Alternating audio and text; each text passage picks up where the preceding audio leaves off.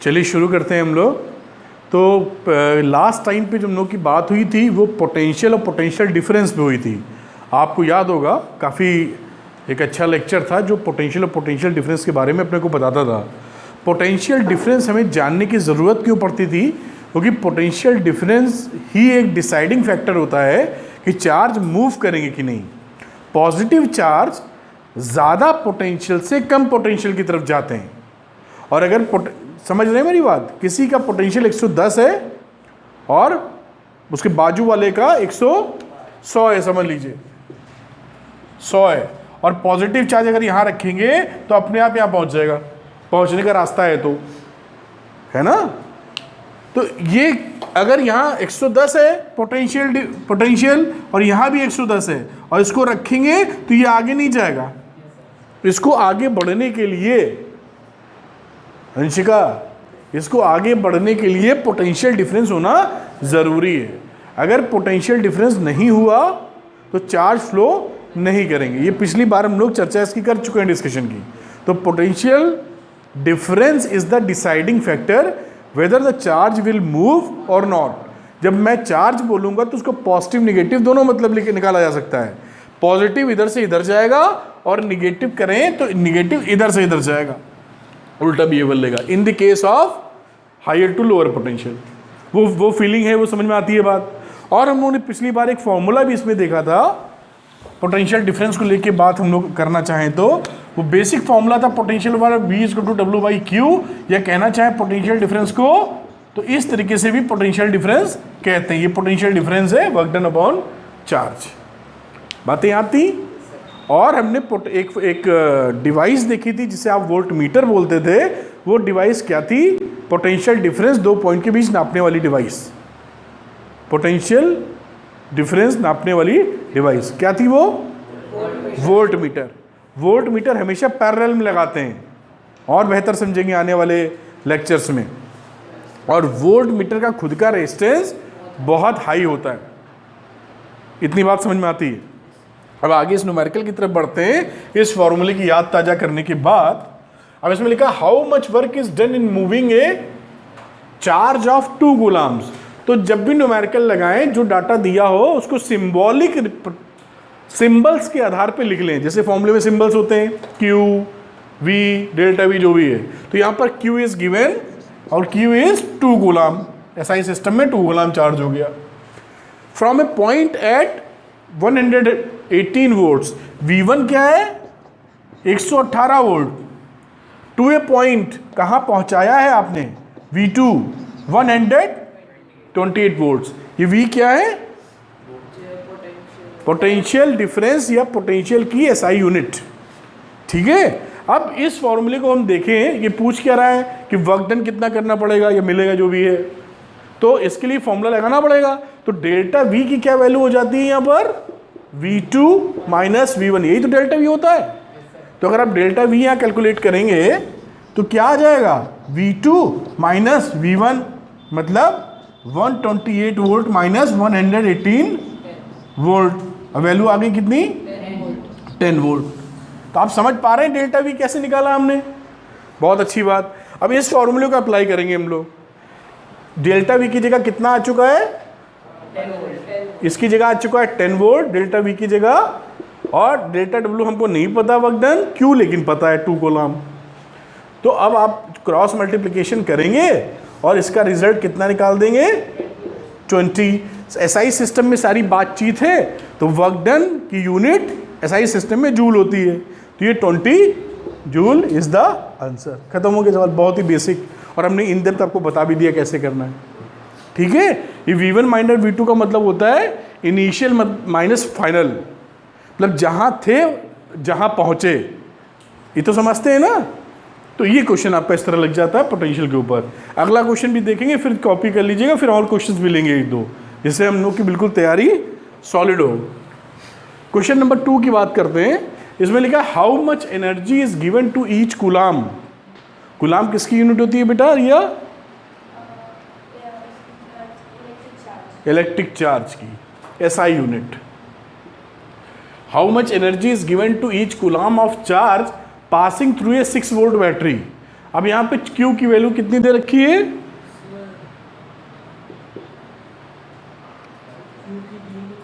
Q की दी है। How much energy is given to each coulomb. Each coulomb का मतलब है हर कूलाम, यानी एक कूलाम की बात कर रहा है। हर एक कूलाम को कितनी एनर्जी देने का है? हर एक मतलब एक। क्या पकड़ पाए? श्योर? बड़ी अच्छी बात। तो Q कितनी है? 1 कूलाम।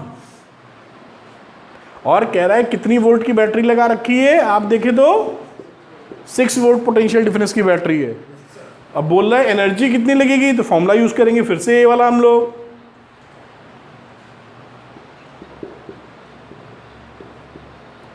तो डेल्टा डब्ल्यू की वैल्यू कितनी आ गई? 6 वोल्ट इंटू 1, और आंसर हो गया 6 जूल। इतनी एनर्जी आपको चाहिए होगी इसको कराने के लिए। इसको नोट कर लीजिए। तो बहुत ही आसान सवाल है, लेकिन आपकी समझ में आने चाहिए, बोर्ड में आते रहते हैं।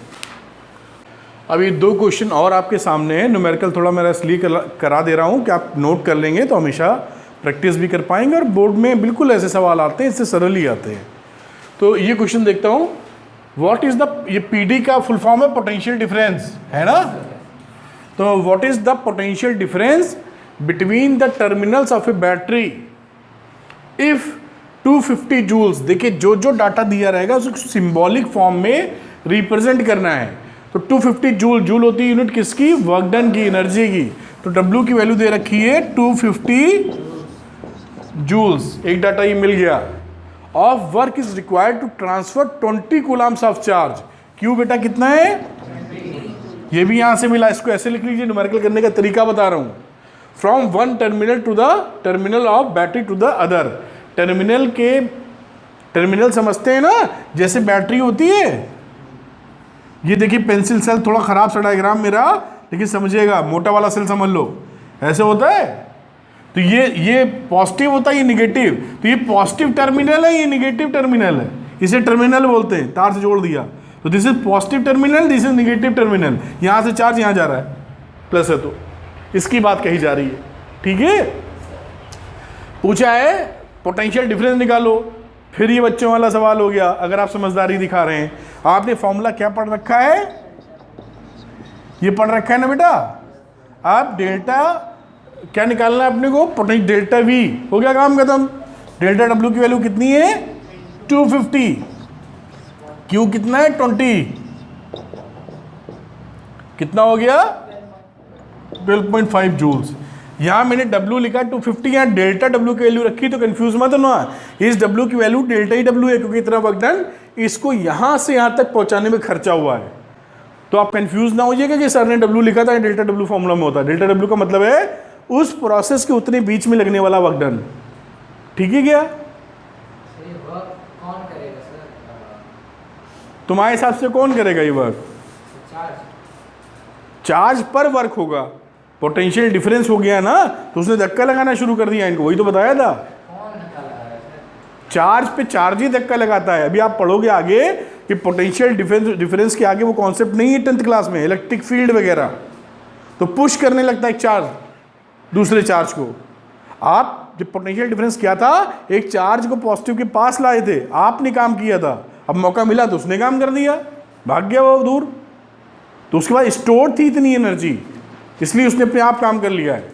एक स्प्रिंग को दबाते हो, जब आप छोड़ते हो तो भड़ से बाहर नहीं खुल जाती है, तो अब जब खुलती है तो कहते हो किसने काम किया? तो स्प्रिंग ने काम किया। कैसे काम किया? हमने एनर्जी स्टोर करके रखी थी उसमें। बच्चों वाली टॉय कार होती है, खिलौना, उसमें चाबी भरते हो। अब तो इलेक्ट्रिक आ गई बैटरी वाली, तो चाबी पहले भरते थे और निकाल लिया, फिर उसको कार को रखा तो चलने लगती थी वो। तो अब कौन काम कर रहा है? भूत थोड़ी कर रहा है। हमने जो उसमें चाबी भर रखी थी, स्प्रिंग थी अंदर, कॉइल टाइप, वो उस पर टाइट हो जाता है, और जो एनर्जी कंजर्व हुई थी उसमें पोटेंशियल एनर्जी के फॉर्म में, वो काइनेटिक में चेंज हो जाती है। तो ये एनर्जी या तो आप दें, या बैटरी लगाएं, या सेल लगाएं। सेल में क्या देता है? एनर्जी देता है। इलेक्ट्रिक सर्किट्स को हमको नहीं देगा एनर्जी, की जबान पे लगा ली दौड़ने लगे, ग्लूकॉन डी टाइप नहीं है ना। तो वो एनर्जी किसको देखता है? इलेक्ट्रिकल सर्किट्स को। हमारे यहाँ फैन चल रहा है, आपके यहाँ फैन चल रहा है, किधर से चल रहा है? क्योंकि इलेक्ट्रिसिटी आ रही है, करंट आ रही है। कल को आना बंद हो जाएगी तो बंद नहीं हो जाता है ये, तो उसको भी तो एनर्जी मिल रही है। समझ पा रहे हैं क्या? ये question number 4, calculate the work done in moving A charge of 4 Coulomb's.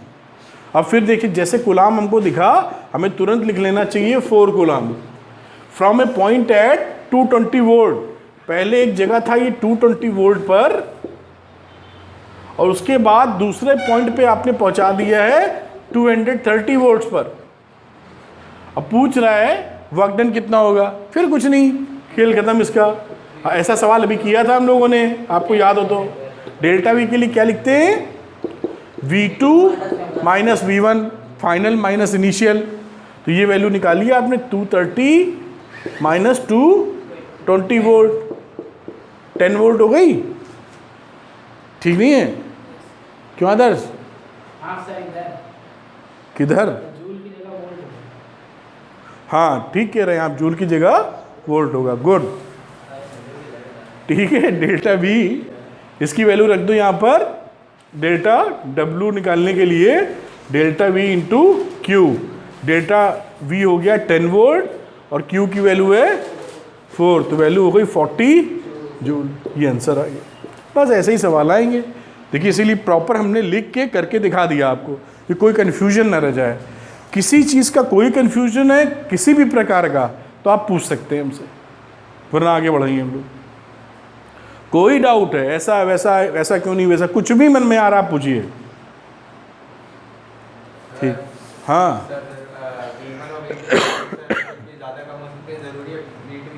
बिल्कुल आप ठीक कह रहे हैं। कोई भी ज़्यादा कम हो सकता है तो निगेटिव हो जाएगा फिर। अब देखिए, इन्होंने जो क्वेश्चन पूछा है उसको मैं कॉन्सेप्चुअली समझाता हूँ आपको। क्या इन्होंने पूछा, कई लोग सुन ही नहीं पाए होंगे। ये छाप लिए हो कि नहीं अभी? कॉपीड? अरे इधर होगा ना, ये तो क्लियर हो चुका है। देखिए, इन्होंने क्या पूछा है, मैं सोच ही रहा था कि आप में से कोई पूछ ले तो बढ़िया है, वरना मैं हिचक रहा था कि कंफ्यूज ना करूं आपको। लेकिन बहुत अच्छा सवाल इन्होंने पूछा। इन्होंने कहा कि सर हमेशा सवालों में V2 V1 से बड़ा आ रहा है। मान लीजिए V2 V1 से छोटा हो, ये 230 की जगह 200 हो, फिर क्या होगा? यही पूछा आपने। आप समझ पाए मेरी बात? तो देखिए, आपको जो मैंने डेफिनेशन से समझाया था, किसी भी चीज़ को अगर पकड़ना हो तो जिस तरह वो डिफाइन की जाती है, डिफाइन करते वक्त हम बताते हैं ये चीज़ क्या है, वहाँ चले जाओ एकदम बेसिक पे, फंडा क्लियर हो जाएगा। क्योंकि बोलते किसे, इसे बोलते हैं। देखिए मेरी बात, हमने क्या बोला था इलेक्ट्रिक पोटेंशियल को डिफाइन करते वक्त कि कहीं कोई चार्ज रखा, उससे इलेक्ट्रिक फील्ड बन रहा होगा।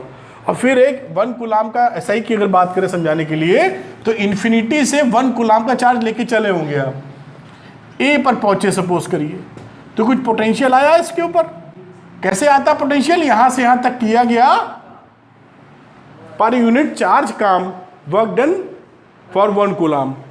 ठीक है। अब A की जगह अगर आप यहां पे आते हैं B पॉइंट पर, तो अगर ये प्लस है और ये जो लाते हैं डेफिनेशन के हिसाब से ये पॉजिटिव यूनिट चार्ज होता है, तो यहां से यहां तक लाओगे तो कम काम लगेगा, और यहां से यहां तक लाओगे तो ज़्यादा दूरी चले, ज़्यादा चार्ज लगेगा, ज़्यादा वर्क डन लगेगा।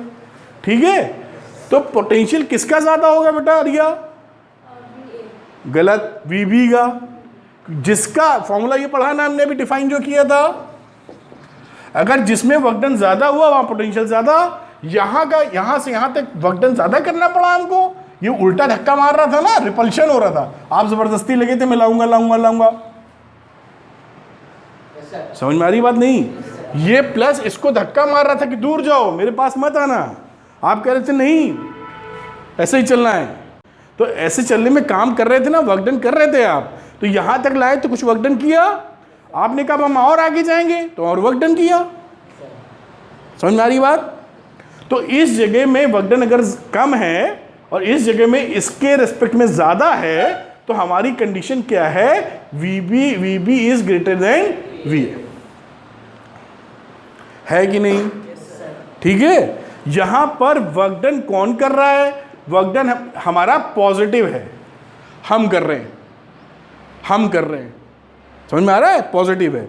अब इन्होंने जो सवाल पूछा, और आपको फिगर देता हूं ऐसे आप थोड़ा सा और अच्छे से समझेंगे। समझने के लिए इसे मान लेते हैं, इसी सवाल से VB A से B ला रहे थे, ये 230 वोल्ट था और ये 220 वोल्ट था। यही समझ लो इस सवाल से।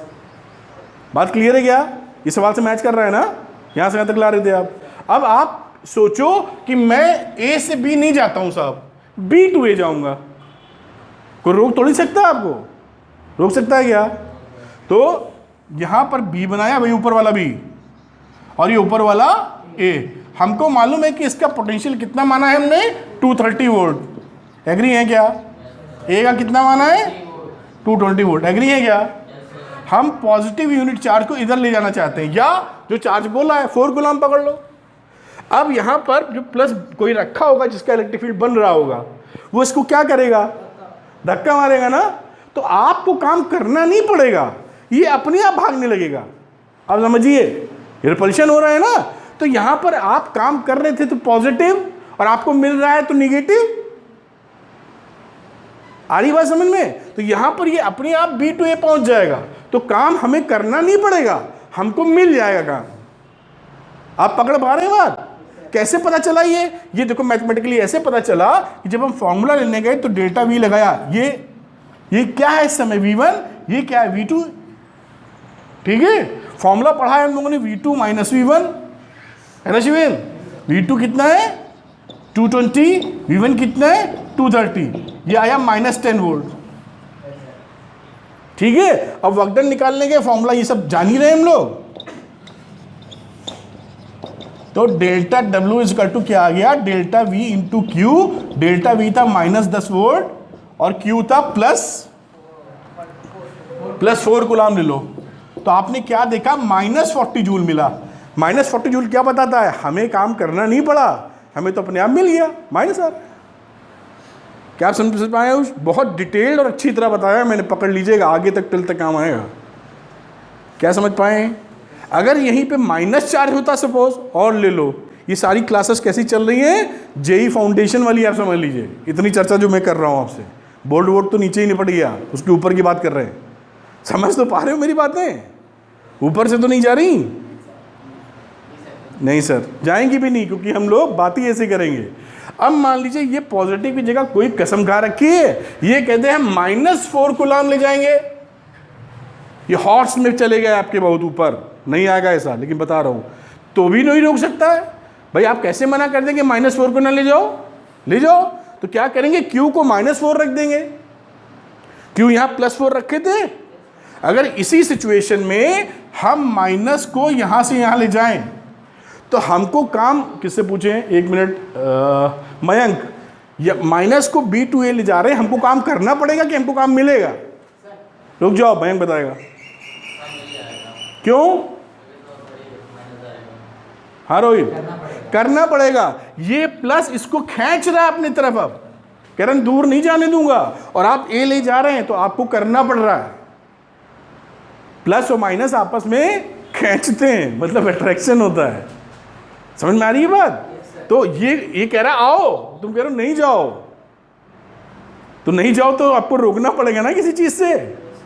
तो जब रोक के यहाँ A लाएंगे तो यहाँ रखोगे, ये -10 तो था ही, और साथ में मल्टीप्लाई किससे करोगे? -4 से। तो आंसर क्या आएगा? 40 जूल। प्लस है, प्लस का मतलब हमें करना पड़ा। देखिए सब फिट है बराबर। क्या समझ पा रहे हैं? क्लियर है? कोई कंफ्यूजन? आप समझ पाए? नोट कर लो, ये जो मैंने बात की है बिल्कुल एकदम ठकाठक है, इसको एकदम बढ़िया से नोट करो। एक दो छोटी छोटी बातें और, करंट का स्टार्ट हम लोग नेक्स्ट टर्न पे करेंगे, लेकिन अभी बात छोटी छोटी सीख लेते हैं। जैसे कि हमारे पास सेल है, सेल को हम ऐसे, सेल का रिप्रेजेंटेशन कैसे होता है बेटा, आगे इसी चैप्टर में देखेंगे। सेल को ऐसे रिप्रेजेंट करते हैं हम लोग, this is the symbol of cell. ये बड़ा वाला जो लाइन है इसे पॉजिटिव बोलते हैं, और छोटी वाली को नेगेटिव बोलते हैं। ये दोनों लाइनें बराबर नहीं बनाना है, इसका मतलब कुछ और होता है, क्लास 12th में पढ़ेंगे, इसको कैपेसिटर बोलते हैं। आप नहीं जानते, रहने दीजिए। अभी मेरे कहने का मतलब था कुछ और नाम की चिड़िया है, तो इसको नहीं बना देना कह रहे सर क्या होता है, बड़ा गड़बड़ होता है ना। तो ये सेल का सिंबल है। अगर आपको मालूम है कि बैटरी किसे कहते हैं Anshika? Combination of many cells, है ना, is known as a battery. तो अगर एक की जगह हमने 2 सेल या 4 सेल लगा दिए, तो इसे क्या बोलोगे आप बेटा? बैटरी। बैटरी क्या होती है? कॉम्बिनेशन ऑफ, कॉम्बिनेशन का मतलब है एक से ज्यादा, दो है तो भी ठीक है, चार है तो भी बढ़िया है। क्या बात समझ में आती है? ठीक है, तो बैटरी और ये कॉम्बिनेशन ऑफ सेल। ठीक, अब अगर आपके पास, अब मैं सिंबॉलिक फॉर्म में बात करूंगा, ये सेल बाजार में जैसे पेंसिल सेल लेने जाते हैं, तो मैं एक खराब सा डायग्राम बना रहा हूं आपके लिए। ऐसे ऐसे रहता है ना सेल, कुछ शायद देखे हो, पेंसिल सेल बड़ा गंदा सा बन गया है, लेकिन आप समझ पा रहे होंगे शायद, इतना तो निकला नहीं होता है, जरी सी कैप निकली होती है,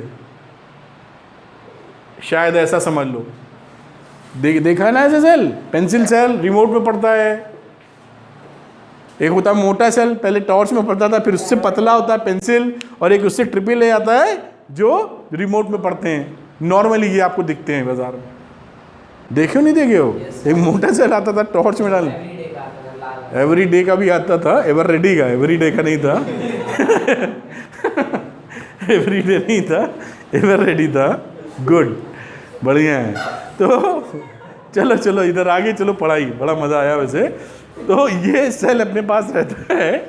इस सेल को अगर हम लोग सीरीज में जोड़ते हैं, फिजिक्स में जहाँ सीरीज की भाषा इस्तेमाल करेंगे, उसका मतलब होता है बचपन में जो आप स्कूल की छुट्टी के वक्त लाइन लगाते थे, एक के पीछे एक। बचपन में क्लास सेकंड में एक के पीछे एक निकलते थे ना, अच्छे बच्चों की तरह। अब तो एक के ऊपर एक चढ़ ही जाते होंगे, पता नहीं कहाँ मिला, दूसरा कहाँ गया, तीसरा कहाँ है ना? तो ये सिचुएशन जो थी, इसे बोलते हैं सीरीज कॉम्बिनेशन। बात करेंगे तो इस सेल में अगर हमारे पास एक सेल है 2 वोल्ट का, और हमने 3 सेल ऐसे लगा दिए, ये देखिए एक के पीछे एक लगे कि नहीं? ये एक सेल, ये 2 सेल, 3 एक के पीछे एक। तो ये अगर एक था 2 वोल्ट का, तो ये तीनों कितने हो जाएंगे? 6 वोल्ट।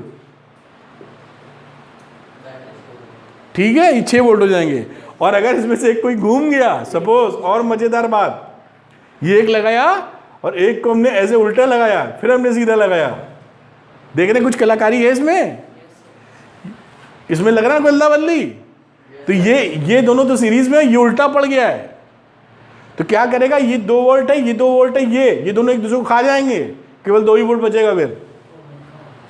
ओ माय गॉड इनको बड़ी चिंता हो गई कि एक सेल दूसरे को खा जाएगा। जैसे आप सेल डालें और पलट के दूसरा डाल दें तो काम ही नहीं हो पाएगा वो। कुछ समझ पा रहे हैं क्या? समझे ना क्या बताया?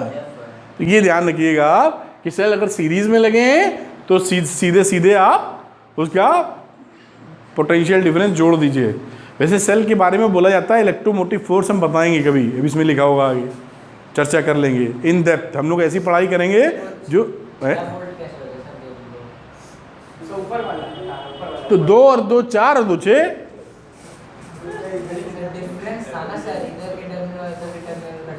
अरे सेल जब कॉम्बिनेशन में लगाते हैं तो 2 और 2 और 2 जुड़ के 6 वोल्ट हो जाता है। समझ गए? ऐसे ही लगाने का। अब क्या पता नहीं आ रहा था। हाँ, अब देखिए एक सवाल और छोटा सा करेंगे बस। हमारा पास कॉपर है, अंशिका जी कॉपर जानती हैं? Cu, तांबा। रात भर पानी रख के सुबह पिएंगी तो सेहत बनती है, सुना है। हंसने की बात नहीं है, सही है, पीते हैं। अच्छा वो पीता भी है, देखो सेहत बना रहा है। सुनो, कॉपर और एक ले लेते रबर। रबर देखा है जिस हाथ में लेके चलते हैं। तो इन दोनों में इलेक्ट्रॉन्स होते हैं क्या?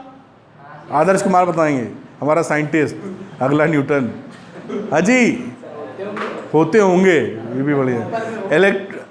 इलेक्ट्रॉन तो हर एटम में होता है बेटा।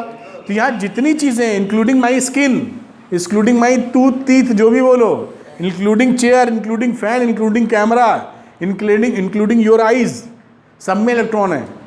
किसी एटम से ही तो बना है वो। साइंस में तो इलेक्ट्रॉन तो है, अंशिका है कि नहीं है?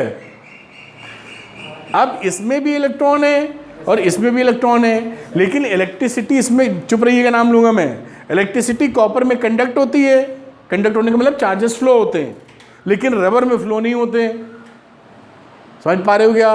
कॉपर की अगर ये रॉड ये वायर ले लेंगे तो प्लस चार्ज यहाँ से यहाँ चला जाएगा टहलते हुए, लेकिन अगर रबर की ले लेंगे, रबर स्ट्रिंग, तो यहाँ से ये भाई साहब यहाँ नहीं जा पाएंगे, यहाँ नहीं जा पाएंगे। ऐसा क्यों होता है राजवर्धन? क्वेश्चन समझ गया होगे, डायग्राम भी बना रहा हूँ इसलिए कि तुम्हें मज़ा आता रहे 10th के लेवल पे। जल्दी बताओ, नहीं बताएंगे ये? आप बताएंगे आयुष जी? बताइए सर।